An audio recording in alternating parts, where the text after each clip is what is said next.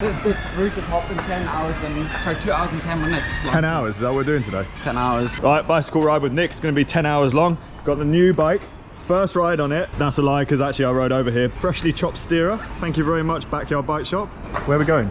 I haven't completely figured it out yet, but That way. Downtown from 10, I don't be awkward. Downtown from Ben, he's off his rocker. Found out the rest is in his locker. Down, down. I guess he just couldn't feeling good, feeling like it. We both overdressed, Nick.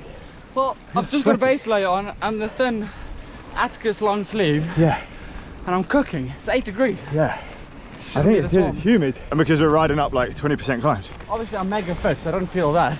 Oh yeah, yeah. You know what I mean? So that's Yeah, gonna. of course. I can stand that you're tired.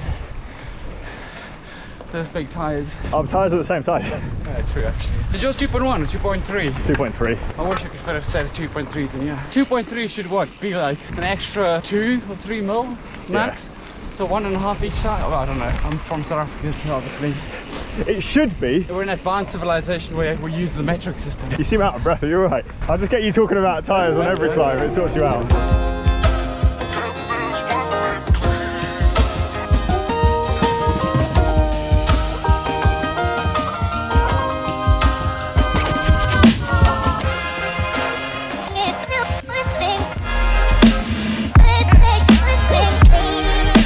So why am I riding my new mountain bike and not my gravel bike when Nick is on his gravel bike? Well, my shifter's bit in the dust. I can't find another one because there's just a global shortage of bike parts. Story of my life. They allow down here. I doubt it. That's why I'm on this bike, and I'm quite happy to be honest, because I haven't had a chance to ride it yet. Nick chopped the steerer for me and it's feeling pretty good. How did you feel about that mountain bike on the road? It was really fun until we hit the road. Someone was asking me in the comments, what would you choose if you had to choose between XC bike and gravel bike? And it completely depends on what riding you're doing. Today's ride, probably more suited to a gravel bike because there's lots of smooth sections like this, which are completely shit if you're riding an XC bike. Mostly down to the position you're in. So you're just not as aerodynamic, not as comfortable in terms of your hand position and stuff. But when you do hit the tech, and if your riding has a lot of technical stuff in, way more fun on this and faster. So it all depends on what riding you're doing. Way less scary though. Way less scary. We rode XC bikes for ages. And then Rob and I got 2 Stanton FS 29ers with like 160mm travel and just big bikes. Yeah. Went to Hamsterley, just realized every single segment we could just go so much faster. Yeah. Confidence wise, but then I got to a point where if we crashed, then you'd be in a world of trouble. Yeah, so how much do you value your own life? That should dictate the bike of choice.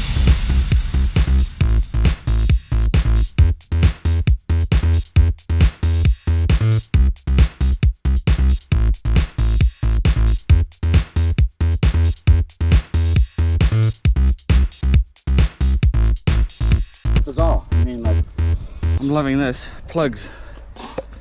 No taking the wheel off. No getting your hands dirty. No trying to get the tire unseated.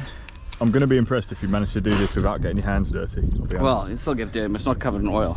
I cut them in half because they're so massively long that you don't need all of that. It's like a pepperami. Yeah. I mean, I've got this little tool, but I never actually use it. It's quite good. All you can do is to stop losing air and like tire pressure, stick that in there. Never go straight down.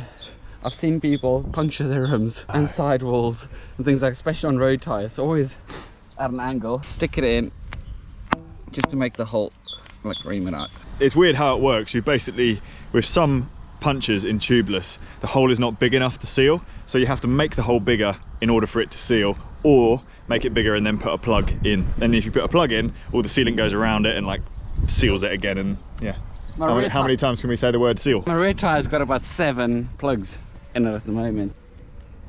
It takes a bit of force with the big ones. Stick them quite deep, hold it, pull that out, puncture sealed. Sometimes a little bit of sealant will come out still, just sealing around that hole. But don't worry about that. Do you trim that bit off? You don't have to, you can just leave it, but I do. I've got a knife, so well, why not? I like cutting things with it, so. I've got a little bottle, stands chain lube, but I've actually put sealant in there. CO2. Greatest tool ever. Throw it on the floor. Greatest tool ever. Prestige Schrader converter. So if you run out of CO2s or your pump's not working, go to a petrol garage. You can use a big pump. I've done that before. Didn't end well. Oh. You blew up your run. Be very wary of how reliable the pumps are that you're using at petrol stations. Otherwise, that might happen. You'll die if you put your pedals this tight. Well, no, I put them tight, otherwise they'll come out. No, but that's what you want. No, because I do loads of power. On a mega corner, you're about to crash. You want to be able to unclip and jump off. With this thing, you mean you'll be attached to this bike forever, like.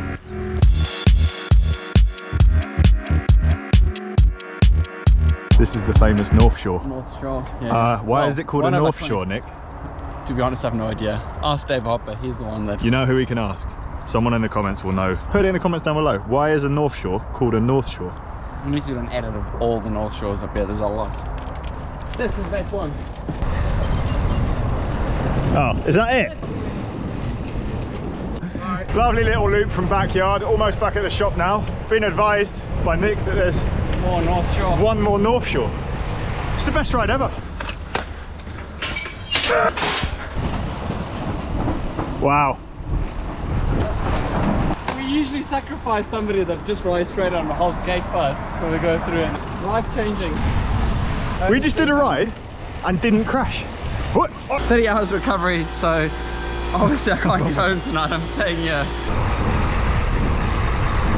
To finish this ride, a nice spin back home, uphill the whole way, which is a good way to get a bit of extra volume at a nice steady power. I can basically do completely steady effort from Newcastle all the way back. About 3 hours 15 on the clock in the end. Really nice to give this bike a quick first ride as well. First impressions, really happy. You can definitely tell the geometry is slacker. Just feel like you have more control. Naturally, the start date for our racing season has been a little bit up in the air, but now things are looking a little bit more certain. Once people are allowed to go on holiday, I think it should be all right for us to travel to some nearby races. Look at this, turned into a lovely day. Well overdressed.